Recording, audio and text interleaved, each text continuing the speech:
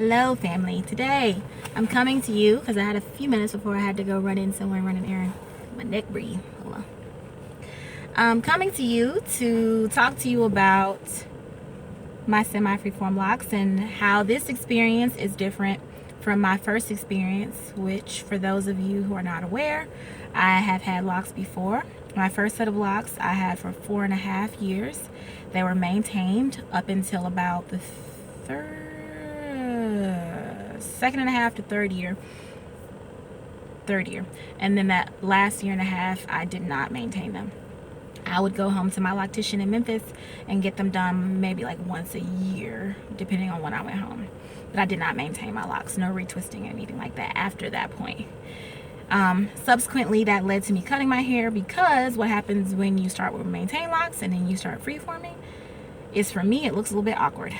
So I ended up cutting my locks, starting from nothing, which was a low fade, and then regrowing this set of locks. It will be in March 2 years that I've had this set of locks, and there are some things that I noticed with this set of locks that I'm getting that I did not get with my first set of locks. One of the things I'm noticing is a fascination with this set as opposed to the first set. With the first set, people were like, oh, your hair is so pretty, it's so neat. But with this set, people are like, I want to touch your hair. And I'm like, please don't. And I'm confident that it is because my locks are so much thicker than they were my first set around. And 2, because I do not maintain in regards to retwisting my locks. I do not do that. So my locks look a little wild. But honestly, that's representative of who I am, so I'm okay with that. But when I tell y'all this for whatever reason, and I get it because I love to touch my hair too, so it makes sense. This is a thing for people like Lock 43. People seem to be very amazed with this. And I'm gonna guess that it's because not a lot of people wear their hair the way people who choose to semi-freeform or freeform wear their hair. I used to be really obsessed with getting my locks maintained every month. That's what I did with my first set. And then with this set, I kind of grew out of that. Well, towards the end of my first set, I grew out of it pretty quickly. I was just like, I don't like it. My first set of locks, I combined them multiple times in hopes of achieving this kind of thickness. But the issue was that I wanted my locks to look thick and flat, and my locks were being maintained. So even though I combined them, they weren't gonna be flat because I was constantly getting them retwisted. So with this set, I learned an important lesson, which is leave your hair alone. With this set, honestly, there are some locks that part of me wants to be a little bit thicker, but then I feel like if they were any thicker, I don't know if I would be able to style them the way I want to. And then my locks are at a length right now where what I'm doing with my hair is pretty much what you're gonna see. So I'm either gonna be bantu knotting, and I'm gonna be binding my hair down to the scalp via some type of twist or something, pipe cleaner curls, bantu knots, because my hair is not that long. So maybe when my locks get a little bit longer, I'll consider it. There were some locks in the back that were combining a whole lot, that I separated multiple times, and then there were some that I just let be because I was like, well, hell, it's clear that these locks want to be together. And so there we have it.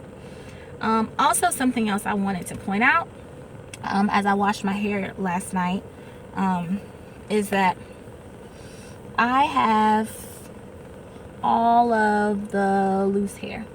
So this is what my hair looks like after I have washed it and it is dry. There's all kind of hair coming from the locks, as you can see, as I told you guys before. But I also want to caution against doing lock maintenance in regards to particularly the lock maintenance that I was doing, which was taking my hair and braiding it or twisting it down the body of the lock. The goal for my locks is for them to be flat. So I have refrained from that as of late. I've been refraining from retwisting. I have to almost slap myself on the hand because it is so tempting. But I do want my locks flat, so I'm resisting in that regard. As you can see, what's the difference, Ty, between braiding hair down the lock and not braiding hair down the lock? I can show you the difference. The difference between braiding hair down the lock is what the lock looks like right here, which is slightly cylindrical, and that's because I was braiding and twisting hair around it, and what the lock looks like from about right there on up, which is flat. What the lock looks like right here to there, flat. What it looks like there, right there, here, there, and I could go on and on, there and there.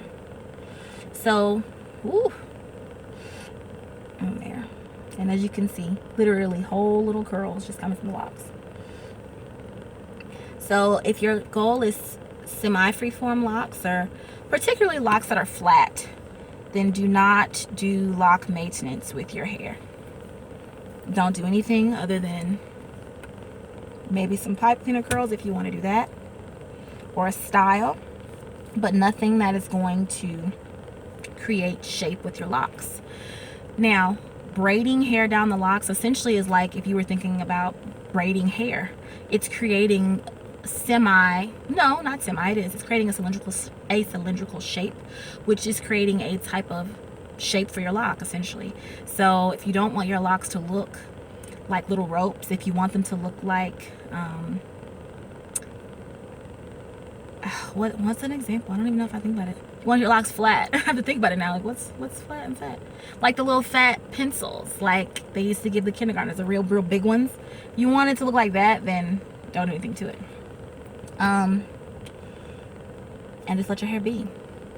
I just wanted to pop in and show you guys that. If you are new to my channel and you are not already, please like and subscribe in the box below so that you can get updates when I post videos about stuff. And let's see, we're coming up on 2 years in March. That's a big deal. So it will be a year and 10 months in January. So I'll have a 2-year video, which will be all fancy smancy. And that's that. So that's all I have for now.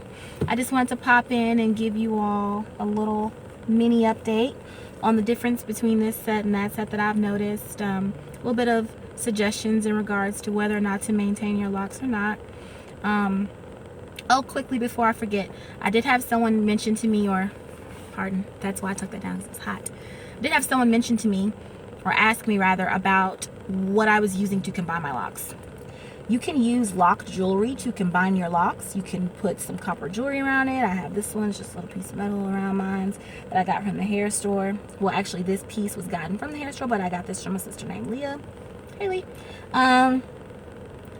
Everything else, you can use rubber bands if you want, or you can just leave them alone. Now, the reason why I put something around my locks is because if you're going to be washing your hair, keeping your hair clean, and you should be, then you risk that your hair will come loose.